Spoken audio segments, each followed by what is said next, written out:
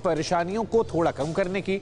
इसी कोशिश में हमारे साथ हैं देश के जाने माने डॉक्टर्स जो कोरोना से जुड़े आपके हर सवाल का जवाब देंगे। सवाल पूछने के लिए आप हमें कॉल कीजिए। कॉल करने के लिए आपके पास यहां पर हमारा नंबर डिस्प्ले हो रहा है 0120-490-9900 यानी 0120-490-9900।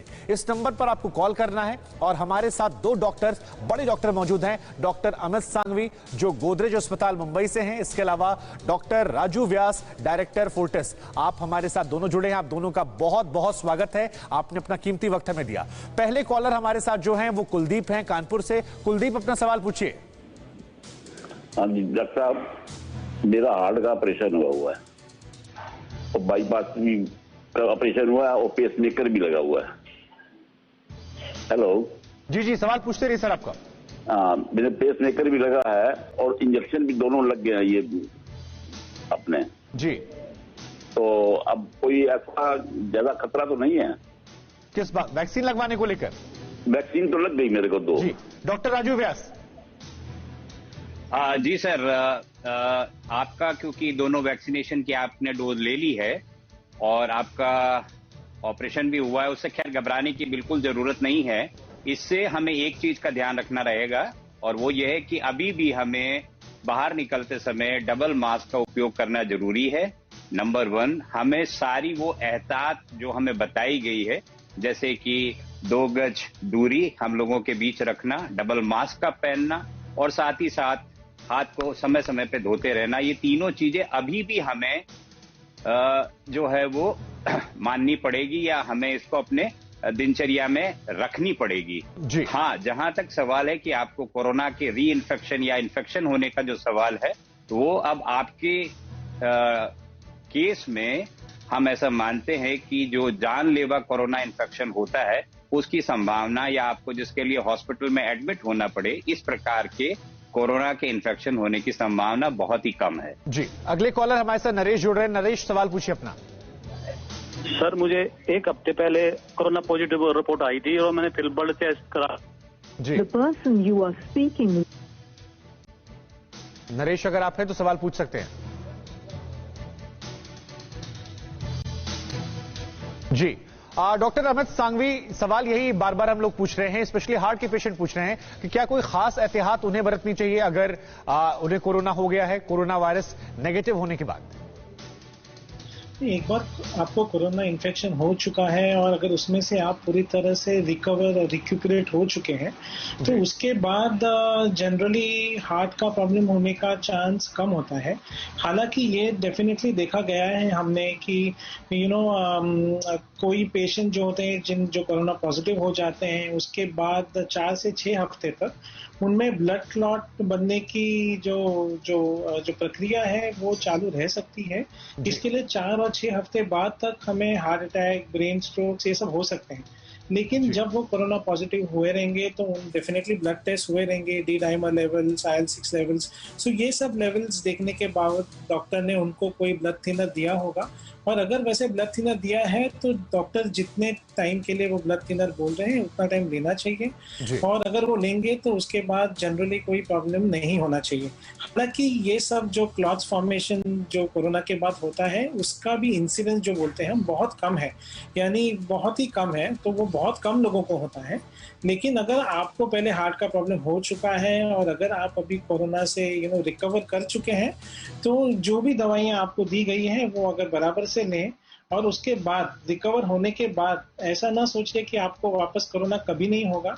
जो अभी बताया गया है कि 2 गज की दूरी बनाए रखें, डबल मास्क पहन के जाए, वैसे ही हम करें। उनका वैसे ध्यान रखना करेंगे तो जरूरी फिर आगे कुछ होने का चांस। जी जी जी। हमारे साथ एक और कॉलर आनंद जुड़े हैं। आनंद, अपना सवाल पूछिए आप।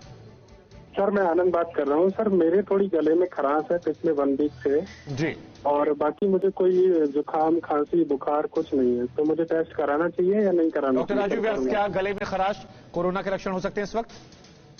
हाँ, ये बहुत आज के जो हम केसेस, जितने भी कॉलर्स हमें आजकल कॉल करते हैं और हम लोग जो देख रहे हैं जी,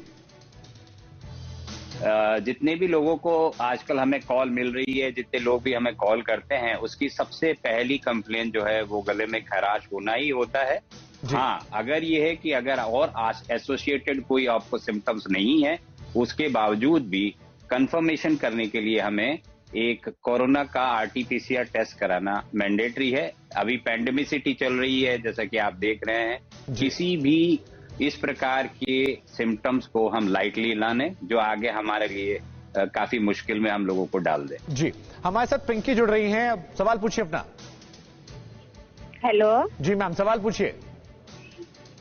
सर, मैं जो ये 1 तारीख से जो बोल रहे हैं, ये सरकार जो अनाउंसमेंट किए हैं वैक्सीन लेने के लिए, सुई लेने के लिए, तो क्या सर मेरी 27 साल के हो चुके हैं, 3 बाबू है और हम छोटा सा ऑपरेशन करवाए हुए हैं। बाबू एक है 1 साल का, वो दूध पीता है, क्या ये सुइया लेना उचित है कि नहीं? जी डॉक्टर राजू व्यास, 1 साल का बच्चा है, वो दूध पीता है, ऐसे में क्या इंजेक्शन लेना जरूरी है?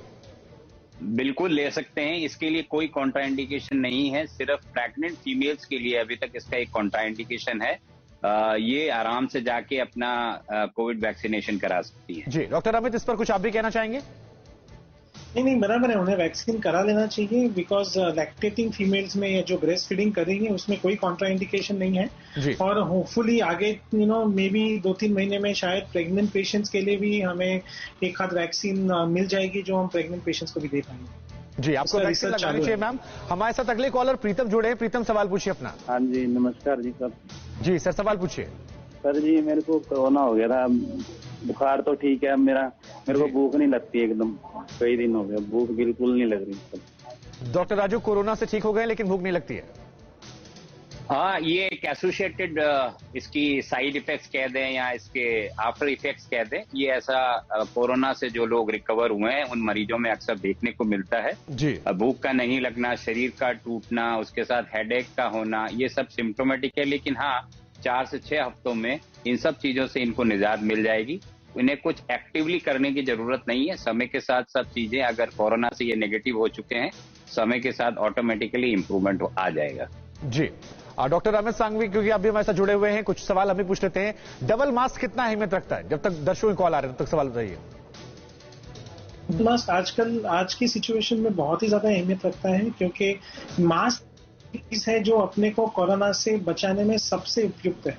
तो अगर हम ऑफकोर्स सोशल डिस्टेंसिंग जिसको बोलते हैं कि 2 गज की दूरी मेंटेन करिए, 6 फीट डिस्टेंसिंग रखिए, वो बहुत जरूरी है। लेकिन हम प्रैक्टिकली देखते हैं, मुंबई है या दिल्ली है, ऐसे क्राउडेड शहर में कितने बार इतना डिस्टेंस हर चीज में रखना बहुत ही मुश्किल हो जाता है। वैक्सीनेशन के लिए जाते हैं तो भी इतना डिस्टेंस नहीं रख पाते।